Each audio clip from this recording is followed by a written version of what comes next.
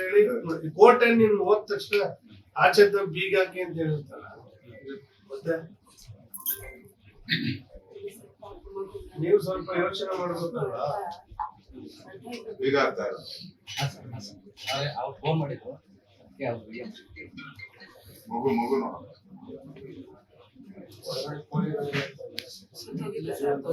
ಎಲ್ಲ ಪೊಲೀಸ್ ಬೀಗ ಹಾಕೊಂಡು ಹೊರಟು ಮನೆ ಪಾತ್ರ ಏನ್ ಎತ್ಕೊಳಕ್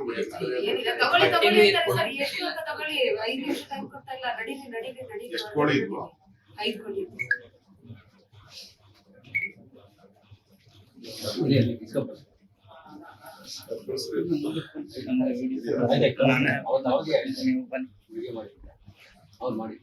ಬೇರೆ ಫೈನಾನ್ಸ್ ಅಲ್ಲಿ ಬೇರೆ ಕಡೆ ಯಾರೋ ಲೇಡಿ ಒಬ್ಬಳನ್ನ ತಗೊಂಡಿದ್ರಂತೆ. ಲೇಡಿ ಹತ್ರ ಸರ್ ಅವರು ಬಂದು ಆಯಮ್ಮನೆ ಜಾಸ್ತಿ ಕೆಲಸದ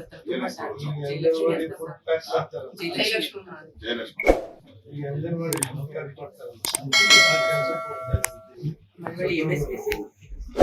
ಈ ತರ ಪರಿಸ್ಥಿತಿ ಎಷ್ಟೋ ಜನ ಎದುರಿಸ್ತಾ ಇದ್ದಾರೆ. ಈ ಮೈಕ್ರೋ ಫೈನಾನ್ಸ್ ಗಳು ಊರಲ್ಲಿ ತುಂಬಾ ಜನ ಬಿಡಿ ಹಿಂಗೆ ಬಿಟ್ರೆ ವಾರಕ್ಕೊಂದೊಂದು ಸಾವಿರ ಪರಿಸ್ಥಿತಿ ಇದೆ ಸರ್. ಏನ್ ಹೇಳ್ತೀಯಮ್ಮ ಸರ್ಕಾರಕ್ಕೆ? ಸರ್ಕಾರಕ್ಕೆ ಏನ್ ಹೇಳ್ತೀಯ? ನಮ್ ತಾಯಿಯ ಸಾವಿಗೆ ನ್ಯಾಯ ಕೊಡ್ಸಿ ದಯವಿಟ್ಟು ಇಂಥ ಪರಿಸ್ಥಿತಿ ಮತ್ತೆ ಯಾರಿಗೂ ಬರೋದ್ ಬೇಡ ಸರ್. ಇವಾಗ ನಾವ್ ಅನುಭವಿಸ್ತಾ ಇರೋ ಸಂಕಟ, ನಾವ್ ಅನುಭವಿಸಿರೋ ನಷ್ಟ ನಮ್ಗೆ ಸಾಕು. ಬೇರೆ ಯಾರಿಗೂ ಇಂಥ ಅನ್ಯಾಯ ನಷ್ಟ ಆಗೋದ್ ಬೇಡ ಸರ್. ನಾವು ಕಳ್ಕೊಂಡಿರೋದು ಕೈಲಾಗ್ದವ್ರನ್ನಲ್ಲ ಸರ್, ನಮ್ ಮನೆ ಮೇಟಿ, ನಮ್ ಇಡೀ ಮನೆ ಸರ್.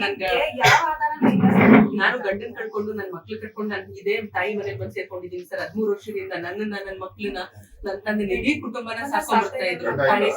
ಇಲ್ಲ ಸರ್, ಇಲ್ಲ ಸರ್, ಬದುಕಿದ್ದಾನೆ. ಡಿವೋರ್ಸ್ ಆಗಿಲ್ಲ ಸರ್, ಒಟ್ಟಿನಲ್ಲಿ ಬೇರೆಯವ್ರ ಜೊತೆ ಬದುಕ್ತಿದ್ದ. ಹಂಗಾಗಿ ತುಂಬಾ ಟಾರ್ಚರ್ಸ್ ತಡಿಯಕ್ ಆಗ್ದಿರ ನಾನು ಅಮ್ಮನ ಜೊತೆ ಬಂದ್ ಸೇರ್ಕೊಂಡೆ. ನನ್ಗ ಅಮ್ಮ ಹೇಳಿದ್ ಒಂದೇ ಮಾತು, ಅಮ್ಮ ನನ್ ಕೈಲಿ ಆಗ್ತಿಲ್ಲ ಸತ್ತೋಗ್ತೀನಿ ಅಂತ ಹೇಳಿದಾಗ, ನಿನ್ ಸತ್ತೋಗ್ಬಿಡ ನಾನಿದ್ದೀನಿ ಬಾ ಅಂತ ಹೇಳಿದ್ರು. ಅವತ್ ಹೇಳಿ ಕರ್ಕೊಂಡ್ ಬಂದವ್ರು ಇವತ್ತು ನಮ್ಮ ಅಮ್ಮ ನನ್ ಜೊತೆ ಇಲ್ಲ. ಲೇಟೆಸ್ಟ್ ಹಾಗೂ ಇಂಟ್ರೆಸ್ಟಿಂಗ್ ಸುದ್ದಿಗಳಿಗಾಗಿ ಬಾಸ್ ಟಿವಿ ಕನ್ನಡ ಚಾನೆಲ್ನ ಸಬ್ಸ್ಕ್ರೈಬ್ ಮಾಡಿ. ಹಾಗೆಯೇ ಬೆಲ್ ಐಕಾನ್ ಪ್ರೆಸ್ ಮಾಡಿ. ಇದರ ಜೊತೆಗೆ ಫೇಸ್ಬುಕ್, ಇನ್ಸ್ಟಾಗ್ರಾಮ್, ಎಕ್ಸ್ ನಲ್ಲೂ ಮಿಸ್ ಮಾಡದೆ ಫಾಲೋ ಮಾಡಿ.